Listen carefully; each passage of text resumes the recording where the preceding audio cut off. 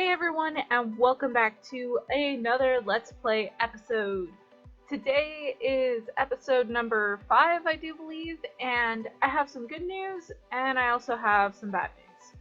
The good news is, I have an Elytra! I have a couple of shulker boxes, and I also have a nice little portal room over to the end, so we can easily go get more. The bad news is, I entirely forgot to hit record when I fought the Ender Dragon, so I have no recording of that. So we're gonna have to put it on a memo board or something to later in the season respawn that in so I can actually have a recording of me fighting the Ender Dragon. But for today, we are starting on the crazy huge project that is my base. We're starting the mountain, and this is about as far as I have gotten, and you can't even see it all because my render distance will not allow it. So there's our tree. There's a tiny little tree. It's honestly huge, but it looks so tiny with this. And we can also properly see the mob farm, and it definitely needs a lot more leaves and a lot more love. But I think I'll hold off on that until I get this going a bit better, or a bit further out. And we can't do that because, as you can see, as I attempt to laggily fly down here, we have a bit of a dark patch. I didn't initially think of this when I got started with this plan, but that mountain is going to block out all of the light, and I can't even get up. And that will make this entire area spawnable. So before I turn this entire place into a death trap, I'm thinking I need to clear out all of these trees and flatten down pretty much all of the landscape and get it into a workable state and start working on the houses and factory things and some of the stalagmite areas that I'm gonna have down on this floor area before I try to fill in all of that. Because I think I calculated it out at being roughly 1,200 blocks in diameter from that point to that one. So yeah, this thing is a lot bigger than I was expecting, but I'm also super excited for it to be this big because that means I can build crazy tall in here and also have my boardwalk areas, and they won't interfere with each other. So, to get this episode kicked off, I guess, and get myself past the daggum intro, I am going to start working on a bit of an outline. I want to take and, see if we come up here, do kind of what I've done right here and create a circle that just kind of outlines a portion of the top of this mountain and then start clearing out so many trees, especially over here. So many trees. But first, we'll get that circle in, and then I will catch you guys when I have gotten that all figured out. Except I ended up starting on the trees first, and shortly thereafter realizing this is going to take me a lot longer than I previously expected. One, because there are so many trees, and two, the terrain underneath the trees is absolutely horrendous and is going to need a ton more work than I was expecting. So yeah. Alright everyone, we have made a little bit of progress. I have honestly been working on this for a couple of hours at this point, and I've gotten a double chest and a single chest of birch wood, and then a single chest of jungle wood. And the jungle, I've only cleared that little teeny bit right there. So this is absolutely nuts. But at this point, I really need to move on to the next project, which is the first of our columns. So in the end, what I want is there to be a bunch of support columns that look as if they're kind of holding up the top of this mountain so that it looks a little bit more believable and not exactly just like Minecraft physics. So the first one I want in that little space that looks like it was carved out by me. It wasn't actually, but it is the perfect spot for our first one because I'm going to kind of circle it like that and then probably a little bit up there and then bring that forward as if this kind of sloped and fell onto that column and it just stayed there. And then, yeah, terrain stuff. And then another reason for these columns, and the main reason I want to get this one in so bad, is they're going to be hiding my big auto farms. And this first one is going to be for the most important resource that I have like literally none of right now, and that is iron.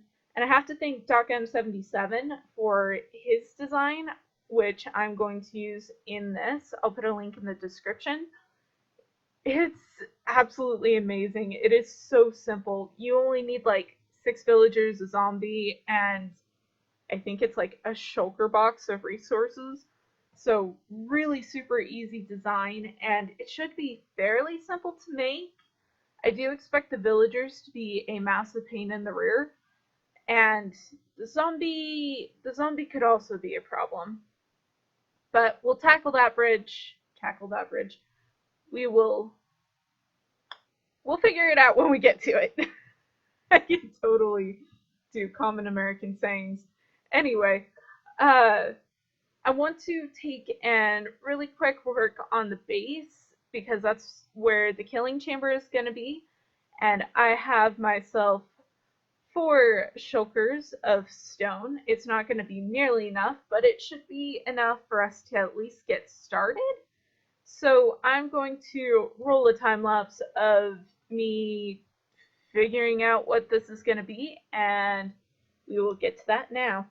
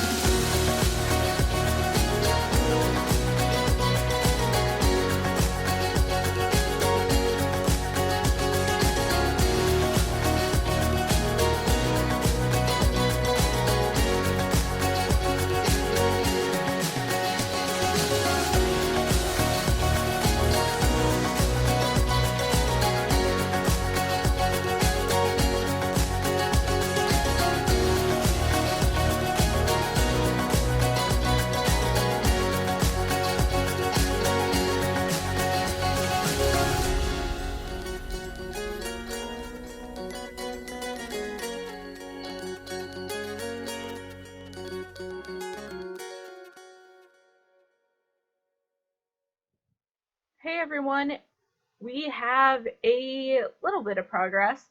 We've got the bottom all complete, we have the top mapped out, and we've got the central tube mostly figured out. I'm not sure if I want to take it out by one more, but I think that's going to be the final size. And I have to say, I'm actually really pleased with the look of it. It definitely gives off a very cavey vibe, which looks kind of funny right now with the big old jungle right next to it that it's kind of dwarfing. It looks almost like a volcano in that context. I love it. I love the way that this is coming out. It's definitely not done. I am planning on decorating the bottom a little bit because it is a bit plain with just a stone. So I'm thinking of coming in with some andesite and some iron ore, like the actual ore block, and having those intermixed with the stone. I don't think I want to do cobblestone. I think that'll make it look a bit too run down, and it's supposed to be more like shiny and alive, if that makes any sense. If any of you have ever been to a cave, when you see a column, you kind of see that shine of all of the water that's dripping across it. I want to give off that effect. And I think the cobble would just detract from that and make it look rough. So I'm thinking andesite, possibly polished, but I'm thinking I might stick with the unpolished. What is it? Just plain andesite? Whatever it is. Distractions. So plans as they stand is to put in the andesite as well as the iron ore, but I'm going to hold off on that for a minute, probably an episode, because I want to get the iron farm started. And I have to thank Doc M77 for the design. I did make a few modifications per the comment section on that video. You should definitely go check it out, and I, as always, will have it down in the description. So let's pop over to my test world so I can show you what I've done with it. Alright everyone, here we are in my test world, and as you can see, it is rather plain at the minute. I haven't actually been testing that much here, which will definitely change. But right now, for the iron farm, it's actually really simple. It's a 5x5 platform with fences on two sides and then fence gates. On the other side, 2 rows of water source blocks here and here. And then you have a zombie in a cauldron. It is important that it's a cauldron and not a composter, with a half slab above. It was either that or a trapdoor. It may have been a trapdoor. Let's see, let's get door, essentially just to keep him from getting out. So then we have our 2 villager breeder module thingamabobs, and this is where I actually made the modifications. In Doc's video, he has the pillow portion of the bed on this side, and what was happening is the villagers would go to sleep in this bed and then drift up the bed and then drowned in this water. It was really weird.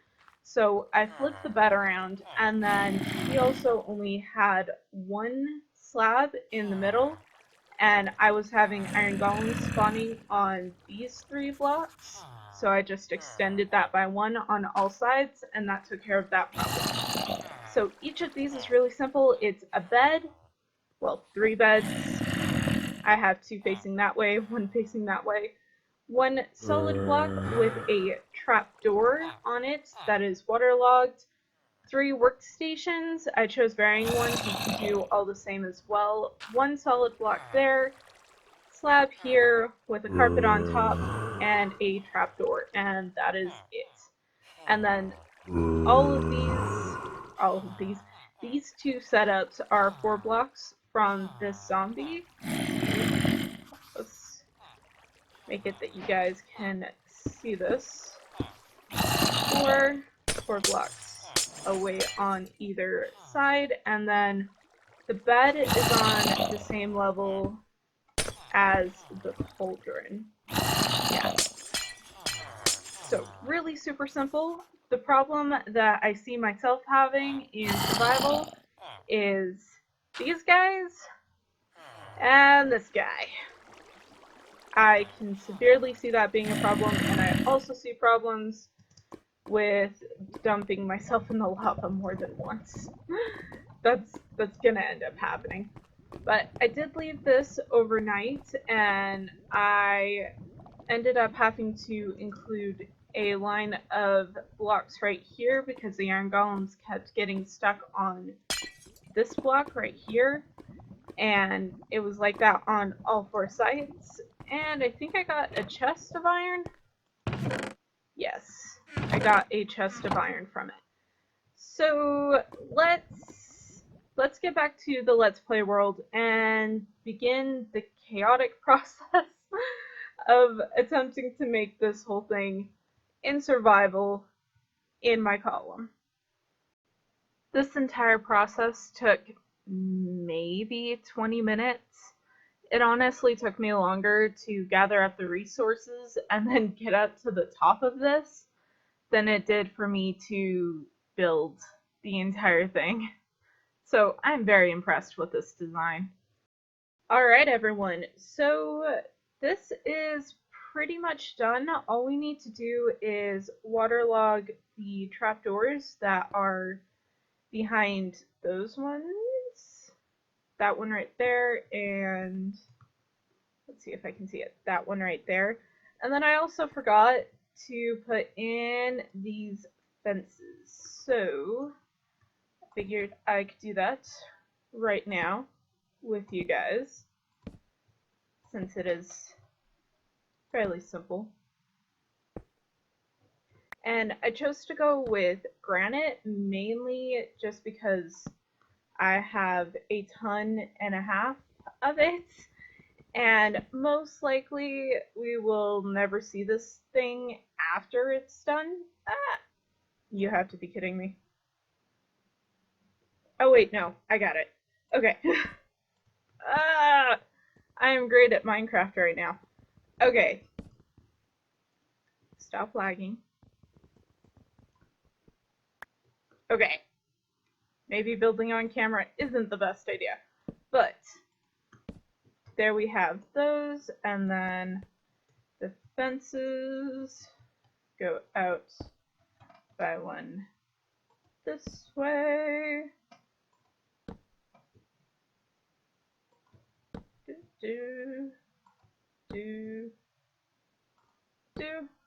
And then get rid of that, and then add this with this, and this, and this, and this, and this. And I'm going to leave them closed right now because I'm thinking I'm going to tackle the villagers first and then add the zombies. So as soon as they start seeing the zombie, a golem is going to spawn.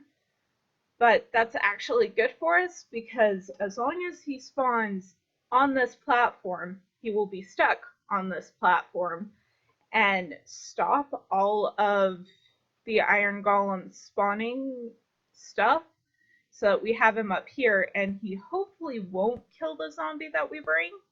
Hopefully. I'm really hoping that he doesn't because this is already going to be a pain in the neck.